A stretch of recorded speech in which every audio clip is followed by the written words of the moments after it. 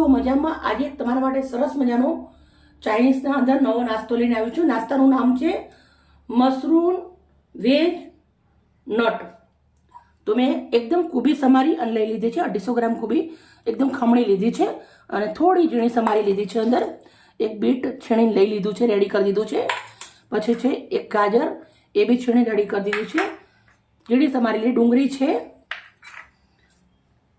અડધું શિમલા મરચું છે, 10 નંગ જેટલા તીખા લવિંગિયા મરચાં છે, આદુનો ટુકડો છે, લસણની ગાંઠ. આ બધું ઝીણું ઝીણું સમારી લેવાનું છે. બાળકો નાના હોય તો આ ગ્રીન મરચાં તીખા નહીં નાખવાના. પછી લીધા છે મશરૂમ. મશરૂમ મેં 3 થી 4 પાણી મસ્ત મજાના ધોઈ અને રેડી કરી દીધા છે. કેવી રીતે બનાવવું છે વિડીયો તમારા જોડે પૂરો શેર કરું છું. અમારો વિડીયો આજનો તમને સારો લાગે તો પ્લીઝ અમને લાઈક કરજો અને દોસ્તોના અંદર શેર કરજો. અમારું ખાવાનું એકદમ હેલ્ધી અને સાથે ટેસ્ટી હોય છે. એકવાર તમે બનાવશો તમને ખરેખર બહુ જ મજા આવશે. તો મેં આ લઈ લીધી છે કોબીજ મોટા વાસણના અંદર લઈ લેવાની છે, ઝીણી સમારેલી. પછી બીટ નાખવાનું છે, પછી નાખવાનું છે ગાજર, પછી ઝીણી સમારેલી ડુંગળી, શિમલા મરચું, તીખું મરચું, લસણ અને આદુ, ફ્રેશ સમારેલા લીલા ધાણા પણ આના અંદર સરસ લાગે. 1 ચમચી નાખું છું અંદર સોયા સોસ, ચમચી રેડ ચીલી સોસ, 1 ચમચી મીઠું નાખવાનું છે. આપણે 2 બૂંદ જેટલા વિનેગરનું નાખવાનું છે. 1 ચમચો મેદાનો લોટ નાખું છું, અડધો ચમચો કોર્નફ્લોર નાખું છું.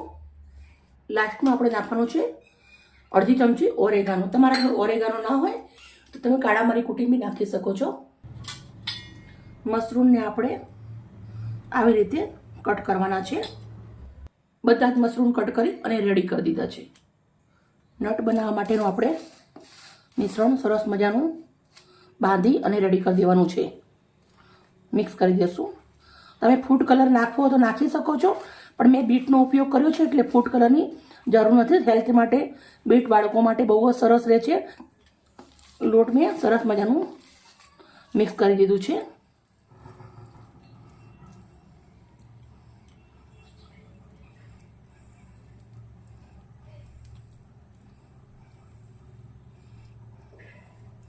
એકદમ ઓછા લોટના અંદર આપણે આવી રીતે નટ રેડી કરી દઈશું.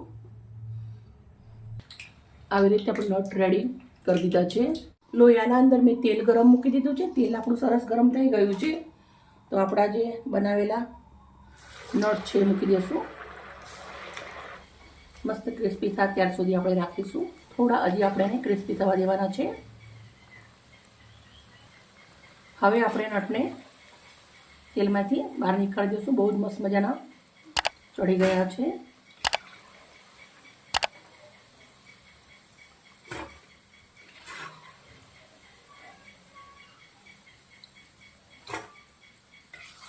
બધા જ હું આવી રીતે કરી અને રેડી કરી દઈશ.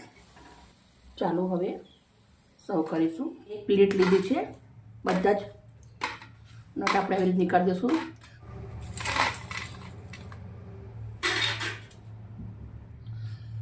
અંદરથી તમે જોઈ શકો છો એકદમ મસ્ત મજાનું મશરૂમ છડીને રેડી થઈ ગયું છે. બહુ જ ફાઇન. આ મશરૂમ નટ ચીલી સોસ સાથે સરસ લાગે છે. મેં ચીલી સોસ લીધો છે. થોડાક એવા દાણાના પાંદડા નાખું છું સજાવવા માટે. ચાલો આપણી ડીશ એકદમ કમ્પ્લીટ રેડી થઈ ગઈ છે. મિત્રો આજની અમારી ડીશ, અમારી મહેનત સારી લાગી હોય તો પ્લીઝ લાઈક કરજો, સપોર્ટ કરજો. કાલે આવીશું નવી રેસીપી સાથે. Bye bye.